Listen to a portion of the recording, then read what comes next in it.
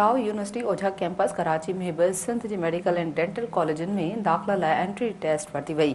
IBS अखर जे wise chancellor Asif Sheikh जो चवण आहे त टेस्ट मुकमल तौर शफ़ाफ नमूने थी आहे। सोशल मीडिया ते जाली पेपर वायरल कयो वियो। तफ़सील सिकंदर भुट्टो जी हिन रिपोर्ट में। IBS सखर जी निगरानी हेठ सीबा टेस्टिंग सर्विस पारां मेडिकल एंड डेंटल कॉलेजेस जी दाख़िला लाइ टेस्ट वरती वई। टेस्ट में सूबे में कुल उम्मीदवार 33,174 हुआ, जॾहिं त कराची में NAD यूनिवर्सिटी ऐं दाओ ओझा कैंपस में 10,000 उम्मीदवारनि हिस्सो वरितो। सीबा टेस्टिंग सर्विस पारां एमडीकेट उम्मीदवारनि लाइ SOPs जो ख़ासि ख्याल रखियो वियो। दाख़िला लाइ उम्मीदवारनि खां असल शनाख्ती कार्ड लाज़मी करार ॾिनो वियो। टेस्टिंग सेंटर में अंदर मोबाइल फोन, स्मार्ट वॉच, थेलो, पर्स या को ॿियो इलेक्ट्रिक डिवाइस खणी अचण ते सख़्ती सां मना कयो वियो, जॾहिं त स्टेशनरी जो सामान, कैलकुलेटर वग़ैरह खणी अचण बि मना कयो वियो।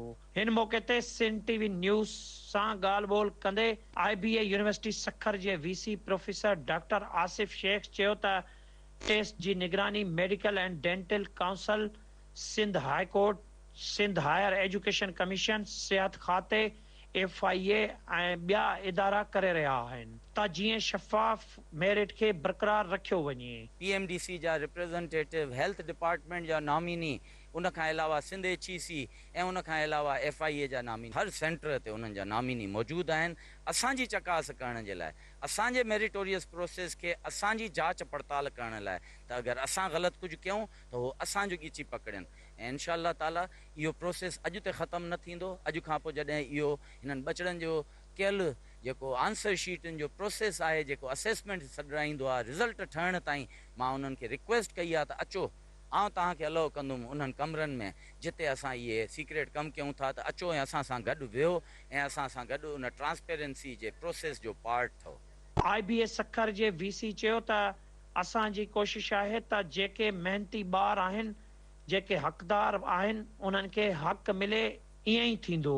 IBA सखर जे VC professor doctor Asif Shaikh चयो त रिज़ल्ट ठहण वारे अमल खे बि शफ़ाफ ठाहियो वेंदो। असां हिकु मेरिट, ट्रांसपेरेंसी ऐं एक्सीलेंस सां पंहिंजो हीउ अमल जारी रखूं। हीउ ॿचड़नि जो मुस्तक़बिल आहे। जेके मेहनती ॿार आहिनि, जेके हक़दार आहिनि, उन्हनि खे उन्हनि जो हक़ मिले ऐं इनशाअल्लाह ताला ईअं ई थींदो। न सिर्फ़ु अॼु ताईं जेको प्रोसेस असां अॼु ताईं कयो आहे ऐं अॼु एग्ज़ीक्यूशन वारे ॾींहं ते, बल्कि उन खां पोइ जेको अमल थींदो, जंहिंमें रिज़ल्ट ठहण जो अमल आहे, उन अमल खे बि शफ़ाफ़ बणायो वेंदो।